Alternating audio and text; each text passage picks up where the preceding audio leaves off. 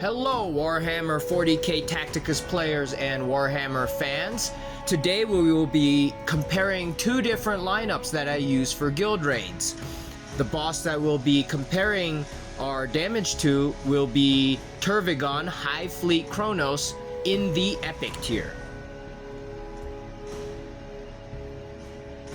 So the first lineup is my standard lineup that I use, which is Commissar Yorick,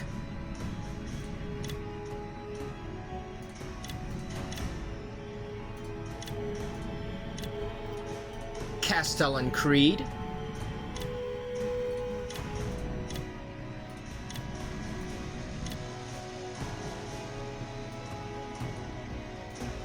Aunshi,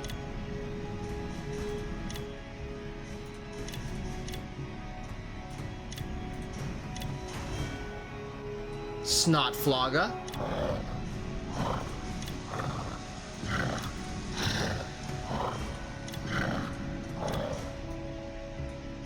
and Isabella.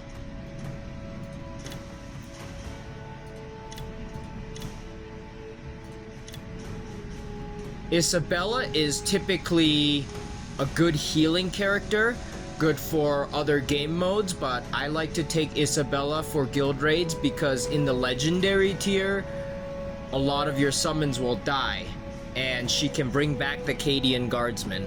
So I like to bring Isabella in my main lineup, even though she's not known to be a big buffer or heavy damage dealer. In higher tier battles, when your summons die, Isabella will have the Act of Faith bonus that lets her crit and boosts her crit damage. And this is the best item that I can get for Isabella. So if enough of your characters or summons die, then Isabella can hit quite hard. For the epic tier Tervigon, she's not very useful, but that's the main lineup that I use for guild raids, and so here's the first battle using that lineup.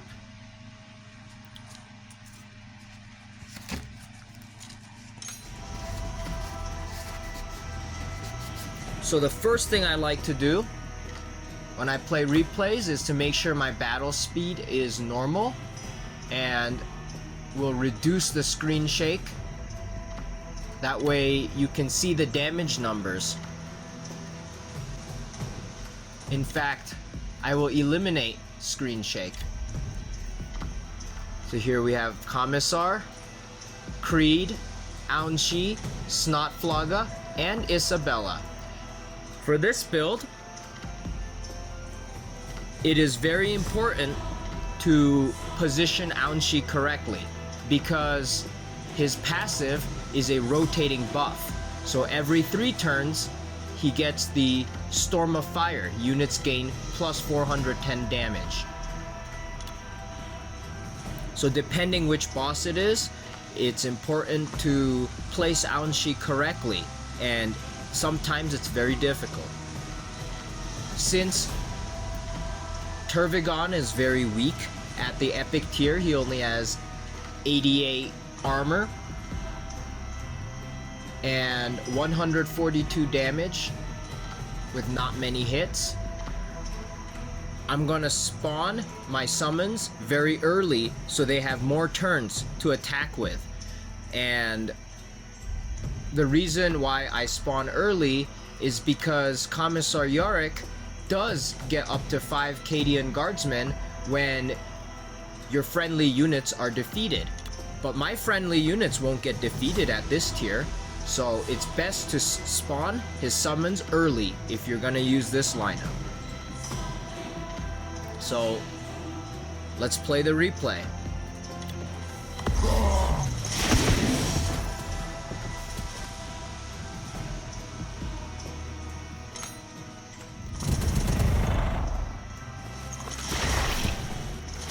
One drawback to this lineup is that your summons will attack the enemy summons first.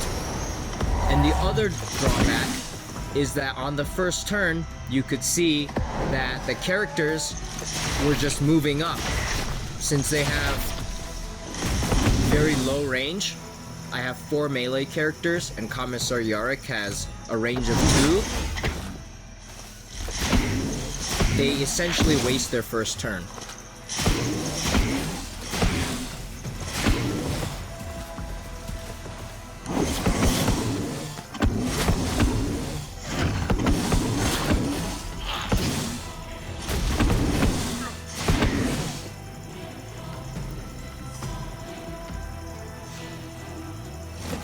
For this lineup against this boss, Snotflogga will be your highest damage dealer, and Aunshi will be giving him even more damage.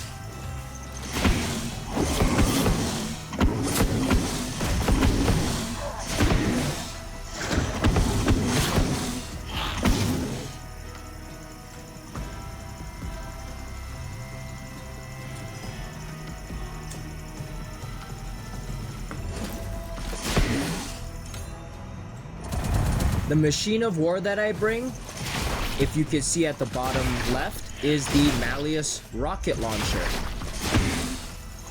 And the reason I bring that machine of war is not only is it my highest level machine of war, but its passive or its secondary ability actually has 2 active abilities. The secondary ability can spawn in an extra Cadian Guardsman, which takes the buff from Aunshi and also takes the buff from Commissar Yarick's passive.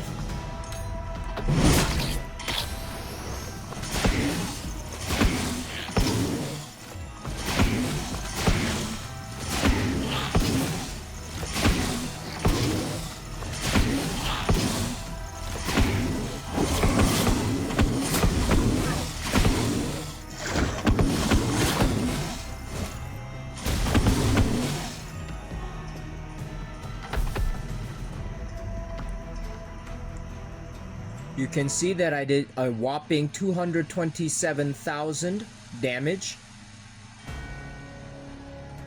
These are my highest level characters. I use them in almost every single game mode if you've watched my other videos.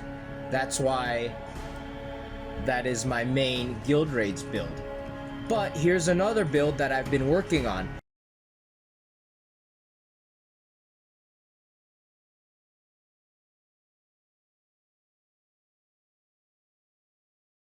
Recently, the Pariah Nexus survival event ended, and for that event, I was leveling up Actus, and I leveled up Exeter Row before that, and I was able to get Tangida to legendary tier, so that he can spawn 5 summons, his Skitarii Vanguard, so let's watch how we do. Now, these characters that I have are significantly weaker than my other characters. But when you see in this battle, they have amazing synergy, and Exeter does a crazy amount of damage.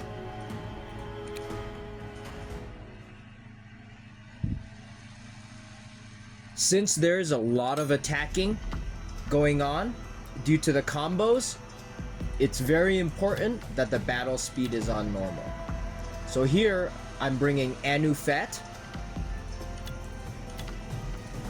Shosile, Exeter Row, Tangida,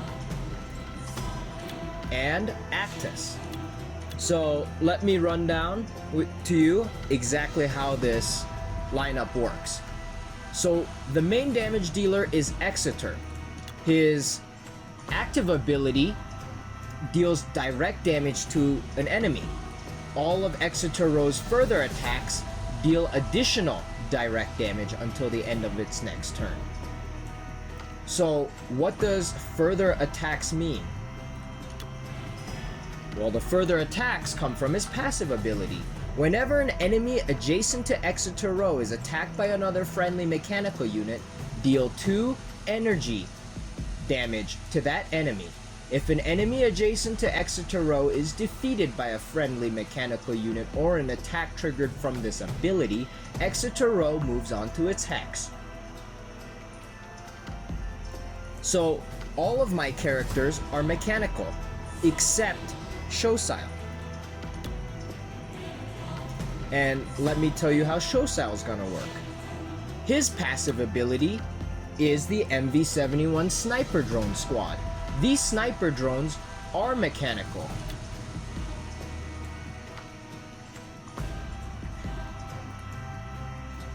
Therefore, he can spawn up to 3 sniper drones.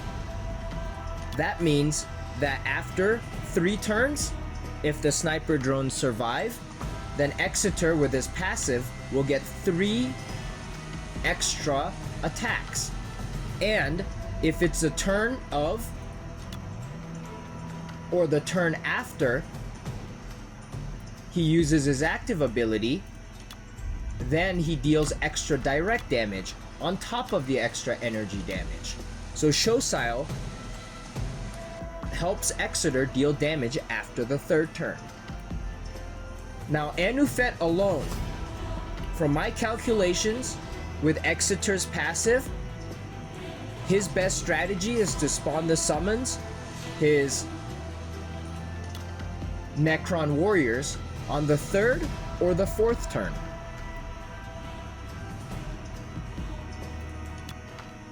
Anufet has a passive ability called Martial Apotheosis. At the start of its turn, Anufet deals 2 energy damage to a random adjacent enemy. If you're right next to the boss, he'll hit the boss.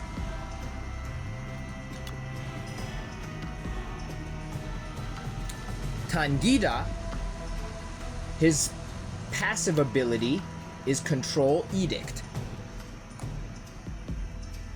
Essentially, his active switches between 2 imperatives, Protector and Conqueror. So when he's in the Protector imperative, every time he attacks, he spawns a Skitarii Vanguard summon up to 5, as long as you have a free adjacent hex. The Skitarii Vanguard is mechanical. That means extra Exeter Row hits. Now, while his Conqueror imperative is active, after Tangida attacks, all friendly adjacent mechanical summons also immediately attack his target if it is within range. That means that Tangida attacks Exeter using his passive attacks, and when he's in Conqueror imperative, let's say he has 2 Skitarii Vanguards and a Necron warrior next to him, they attack the boss, which means Exeter gets to hit the boss twice for the Skitarii Vanguards and once for the Necron warrior. So Tangida essentially gives Exeter an extra 4 hits. Now, Actus, his passive ability is Galvanic Field. Whenever Actus repairs another unit, that unit immediately attacks a target in range, dealing 95% of its own damage to a maximum of 1,624 damage per hit. Actus can repair other friendly units even if they are at full health. So Tangida just gave Exeter 4 hits. Actus heals Tangida, he gives another 4 hits to Exeter. Now you see how this works. He has an active ability, Defend the Divine Work. Repairs himself and all friendly adjacent units 1,448 health at this level. This not only repairs himself and all friendly adjacent units, he gives all the mechanical units another attack. So if he happens to heal Tangida with his active, that's another bunch of attacks for Exeter. So now, let's watch the replay.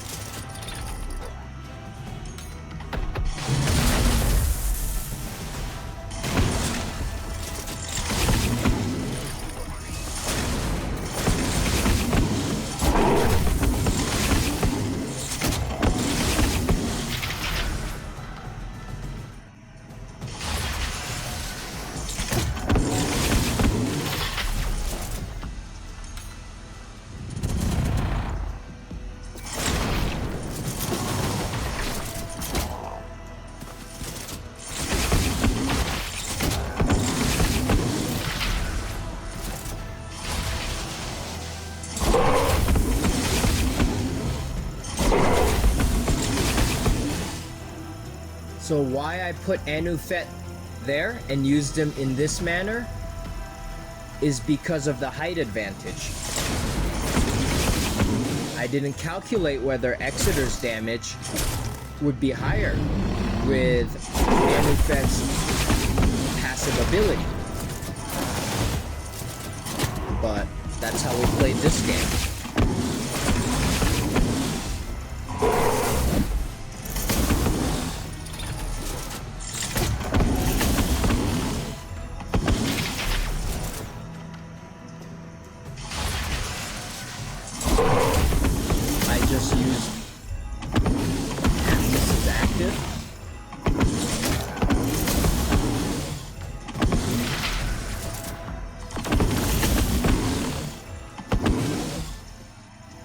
Game's a little bit laggy.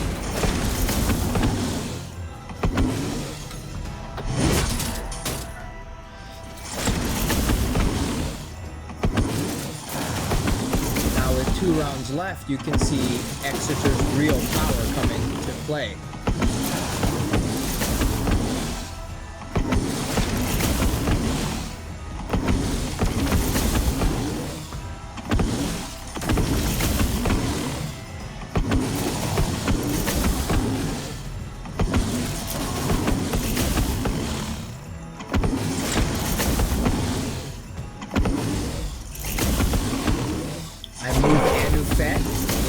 So he can start hitting with his passive now that he's summoned all the Necron warriors he needs to summon.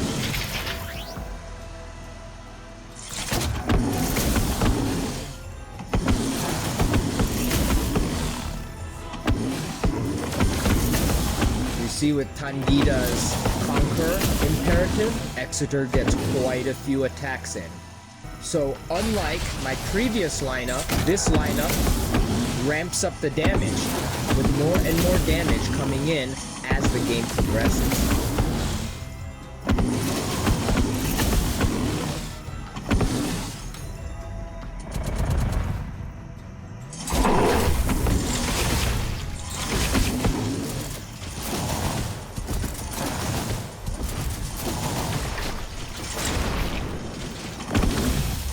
Now that the spawns made Exeter move, he doesn't get as much damage.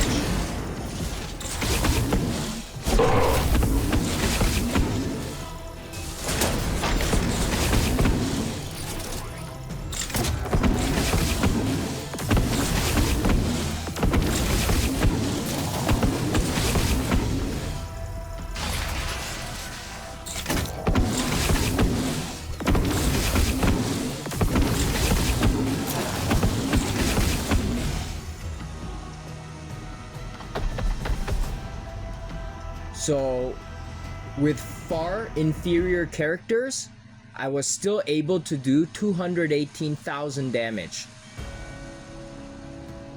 If I had positioned Exeter a little bit better, I may have been able to get a little bit more damage and potentially more damage than my other lineup. Now, let's watch one of my guildmates' battles against Tervigon.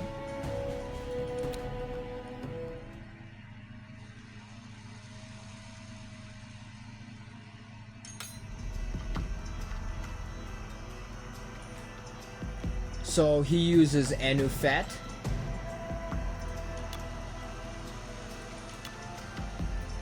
Shadow Sun, Boskul Gortz, Eldrion, and Snotflogga. Remember that I said Snotflogga is a great damage dealer in this game mode. He's also bringing, for his Machine of War, the Forge Fiend, which I don't know how he's going to use it. But Boskul Gortz spawns 2 Orc Boys.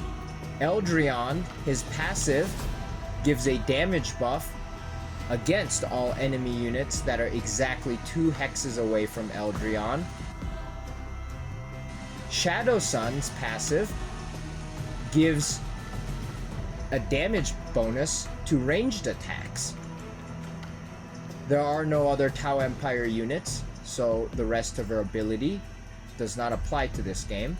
And of course, Anufet is a great summoner against this Guild Raids boss. So you can see that he's kind of using a similar summoning lineup, but I don't think this lineup is as good as the Exeter Row lineup. Let's see how he plays this.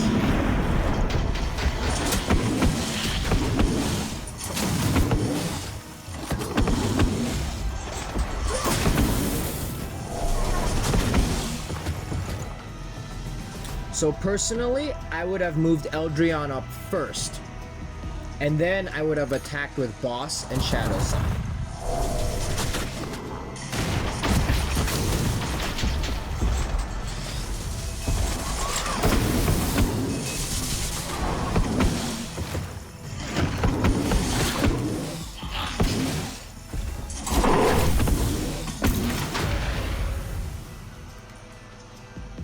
Okay, so Tervigon is not going to move for most of the battle. So Forge Fiend, he's going to start dealing damage. One good thing I like about this lineup is that the Orc Boys throw grenades, so it clears out all the swarms.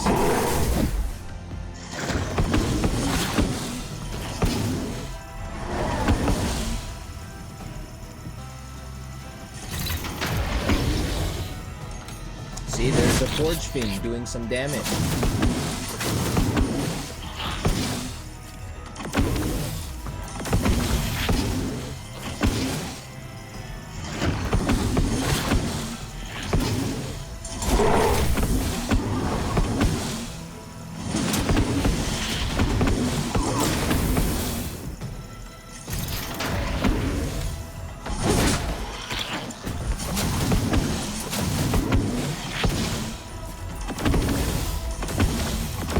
That's some quite decent damage.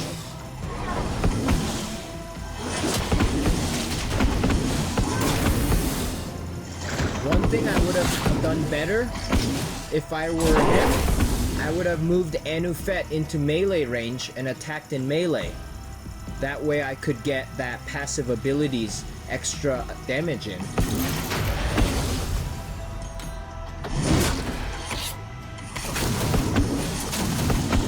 I think Snotflogga, Boss School Boards, and Anufet were great choices, along with Eldrion and Forge Fiend.